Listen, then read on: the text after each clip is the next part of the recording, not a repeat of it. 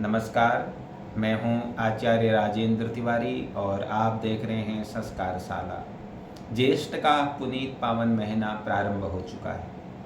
प्रत्येक महीना किसी न किसी देवता की आराधना के लिए बनाया गया है। जैसे सावन का महीना भगवान शंकर जी के लिए, नवरात्रि माता दुर्गा के लिए, जन्माष्टमी भगवान कन्हैया के लिए, रामनवमी भगवान श्री राम जी के लिए, और वैसे ही ज्येष्ठ का यह महीना भगवान हनुमान जी की प्रसन्नता के लिए, हनुमान जी को प्रसन्न करने के लिए बनाया गया है। ज्येष्ठ के महीने में जो भी भक्त भगवान हनुमान जी की उपासना करता है, हनुमान जी की साधना करता है, उसकी प्रत्येक मनोकामना वीर बजरंग बली पूर्ण करते हैं। हनुमान जी बुद्धिदाता हैं। हनुमान जी ज्ञानी नाम अग्रगण्यम, अर्थात बुद्धि में सर्वश्रेष्ठ बुद्धिदाता भगवान हनुमान जी हैं। सर्वाधिक बलों में श्रेष्ठ बलवान भगवान हनुमान जी हैं। ज्ञानियों में अग्रगण्य भगवान हनुमान जी हैं। मनोजवम मारुत तुल्य वेगम जितेन्द्रियम बुद्धिमताम वरिष्ठम वातात्मजम वानर यूथ मुख्यम श्री रामदूतम शरणम प्रपद्ये।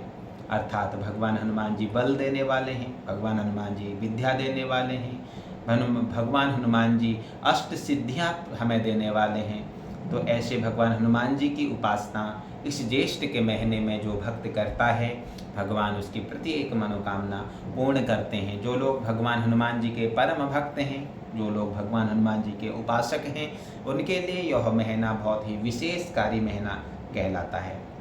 तो हमें क्या करना है? सर्वप्रथम तो भगवान हनुमान जी को प्रसन्न करने के लिए 2 दिवस निर्धारित किए गए हैं, एक मंगलवार और दूसरा शनिवार। ये 2 दिनों में लोग विशेष रूप से भगवान हनुमान जी की उपासना करते हैं, लेकिन यह ज्येष्ठ का महीना पूरे महीने आप भगवान हनुमान जी की इस महीने में उपासना कर सकते हैं।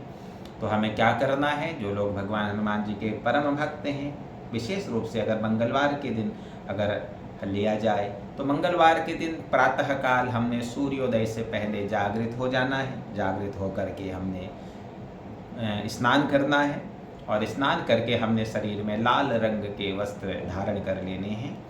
अगर हो सके तो इस दिन आप उपवास करें, और उपवास नहीं कर सकते हैं तो इस दिन आप नमक का सेवन ना करें।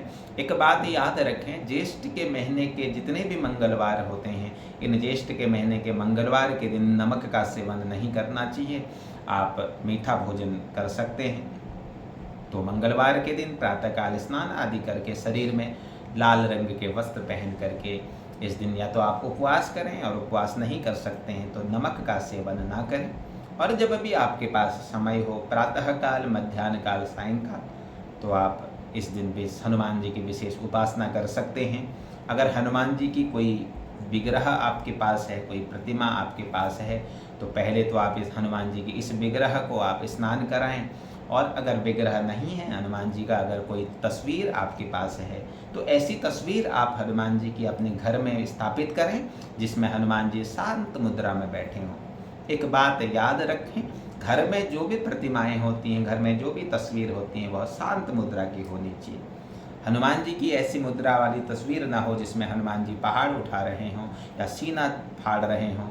हनुमान जी की जो विग्रह जो हम अपने घर में रखें, उस विग्रह में हनुमान जी भगवान राम का कीर्तन कर रहे हों, ऐसा ही विग्रह हमने अपने घर में रखना चाहिए। या हनुमान जी ध्यान मुद्रा में बैठे हों, ऐसा विग्रह हम अपने घर में रख सकते हैं। तो ऐसा ही एक विग्रह ऐसा एक तस्वीर हम बाजार से खरीद लें, और एक चौकी, जिस चौकी पर हम एक लाल रंग का वस्त्र उसमें बिछाएं, और बिछा करके चौकी के ऊपर हम भगवान हनुमान जी का उस विग्रह को रख करके, उस तस्वीर को रख करके हनुमान जी के सामने हम एक घी का दीपक जलाएं, और घी का दीपक जला करके कुछ चमेली के पुष्प, भगवान हनुमान जी को जो सर्वाधिक जो प्रिय जो पुष्प हैं वह है चमेली के पुष्प। तो चमेली के पुष्प ले लें, चमेली के पुष्प ना मिलें तो गुलाब के पुष्प ले लें, गुलाब के पुष्प ना मिलें तो फिर गेंदे के पुष्प भी हम ले सकते हैं। एक चमेली की माला हम खरीद लें, चमेली की माला ना मिले तो अन्य पुष्पों की एक माला खरीद लें। तो हम चमेली के कुछ पुष्प और सिंदूर हम शुद्ध देसी गाय के घी में उस सिंदूर को हम घोल लें, और देसी गाय का घी अगर हमें न मिले तो फिर हम चमेली के तेल में ही उस सिंदूर को घोल लें, और घोल करके हम सर्वप्रथम हाथ में पुष्प लेकर के भगवान हनुमान जी का स्मरण करें कि मनोजवम मारुत तुल्य वेगम जितेन्द्रियं बुद्धिमतां वरिष्ठं वातात्मजं वानरयोथ मुख्यं श्रीरामदूतं शरणं प्रपद्ये।